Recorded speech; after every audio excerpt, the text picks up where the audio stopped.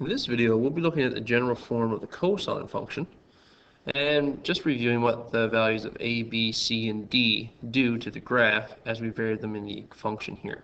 And we'll also be comparing that to the sine function as well. So recall that the value of a in front of my equation here, when varied, has the ability to increase or decrease the amplitude of the function. Right now, with an a value of 1, we'll see we get my base function. So I have a maximum of 1 and a minimum of negative 1. If I take that a value and vary it, make it 1.4, then the new amplitude here is 1.4. If I make that 2, you'll notice the new amplitude goes to 2. If I were to make this 0.5, you'll notice the new amplitude is 0.5. So whatever the a value is, ends up being the amplitude of my graph. So we'll move this a value back to 1 now. Next, let's look at the value of b. The value of b is located inside the bracket with x minus c for the cosine function and also for the sine function. And what we'll notice is, as we vary b, we're changing how quickly things happen on the graph here. So at a value of 1, we know the base period of the graph for sine and cosine is 360 degrees. So in other words, it takes 360 degrees before this thing repeats. If I change this to 2, what we notice is that now it only takes 180 degrees to repeat. If I were to change it to 3, it would only take 120 degrees to repeat. And continuing that process, if I go to 4, it only takes 90 degrees to repeat. So what's happening here is, when I set values of b like 2, I'm telling the function that I want stuff on the graph to happen twice as fast. So what we have established here is an inverse relationship between the value of b and the period on the graph. If the value of b is 2, then the period here is 180, or 360 divided by 2. If the b value is 3, then the period here is 120, or 360 divided by 3, and so on. So if we were to make b 0.4, 0.6, or anything like that, we see we extend the period out, because now we're dividing 360 by something less than 1, which is going to give us a larger value. So we'll put that back to 1 now and get back to our base graph. For d is added on to the end of our function. If I vary d, we'll see that the graph will shift upwards and downwards.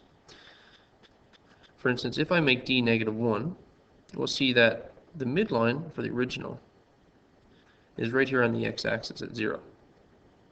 But if I make the d value negative 1, then now the midline is down here at negative 1. If I make d a positive 1, then the midline shifts up to positive 1, and so on. If we made d 3, our midline would be 3. So d essentially is the equation of the midline. So let's put that back to 0, back to our base graph. Let's look at what the value of c does. So c has the ability to shift our graph left or right, depending on what's happening. So if I make c positive 30, then you'll notice that the graph for cosine shifts over 30 degrees. If I make c 60, you notice that the graph shifts over 60 degrees. If I were to make graph, or c, negative 30, then the graph will shift to the left 30 degrees. So c represents the phase shift. But what we do have is sort of an opposite relationship between the c value in the general form and the c value here. Because if I take a negative 30 and apply it to the graph, it's going to shift to the left.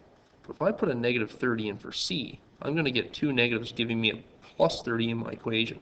So we see the opposite value in the equation when compared to where the graph is shifting here. The last thing we want to look at is comparing the sine function to the cosine function. So I'm just going to bring the sine function up now. So if we look at the sine function versus the cosine function, we're just going to change the color of the sine function here so we can see the difference between the two. There we go.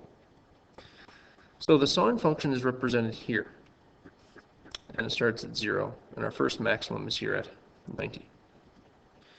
If I were to shift the cosine function by 90 degrees, we'll see that the two match up perfectly.